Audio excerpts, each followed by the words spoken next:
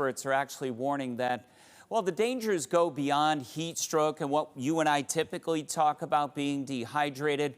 New research actually shows rising temps may increase the risk of mental health issues, including even suicide. Now, joining us live today to tell us more is Dr. Joshua Wartzel, a psychiatrist at Hartford Healthcare's Institute of Living, and also the director of their Heat Mind Lab. Doctor, always great to chat with you. Thanks for coming on today.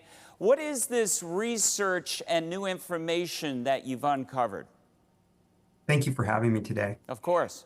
Just a few weeks ago, we put out a paper where we looked at how heat impacts suicide across the United States. And we found that young adults are the most at-risk group, such that for every 1 degree Celsius or 2 degrees Fahrenheit increase above an average for the month in the summer, you get a 3% increase in suicide. Now, that doesn't sound like a lot, but actually, we estimate that maybe even as many as 100 young adults across the United States die by suicide each summer due to increasing temperature. Now, let me ask you, just because obviously being in the world of meteorology, did you look at the entire year through the cold months and all the way around, and you found that this really spiked up during when it's extremely hot? That's right. It was just during the summer that we found it. And what do you attribute that to?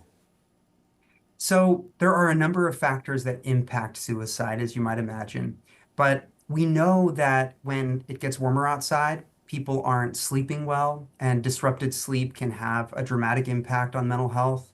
We know that heat can impact the way that we think, our ability to problem solve, and so cognition may be taking a hit.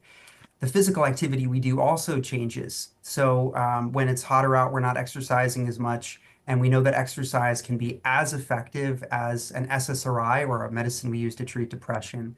So it's probably a number of things. Now, is it a sign when somebody's extra irritable and things like that? And what should people be looking for, like family members and friends? Yeah, I mean, number one, just knowing at baseline that this is a risk. People with mental illness have difficulties regulating their temperature at baseline. And so kind of looking out for them. But also making sure that the medications we prescribe for mental health can also impact people's ability to cool. So talking to your doctor. And just a lot of cooling strategies. So things like cooling, misting fans rather, or fans can be very effective even if you don't have access to an air conditioner. Knowing where your local cooling center is, whether it's a public library, supermarket, so that you know you can stay cool. Now, doctor, we appreciate all your work on this. Quickly, because we're out of time, unfortunately, if somebody is watching, where can they get help? So there's always the National Crisis Line, 988. But there are a number of psychiatric emergency services. You can always go to the emergency room, talk to someone, let family and friends know if you're not doing well. There are people who can help. Thank you so much. Appreciate your work on this, doctor, as well. And we're going to have this on our website to be shared out as well.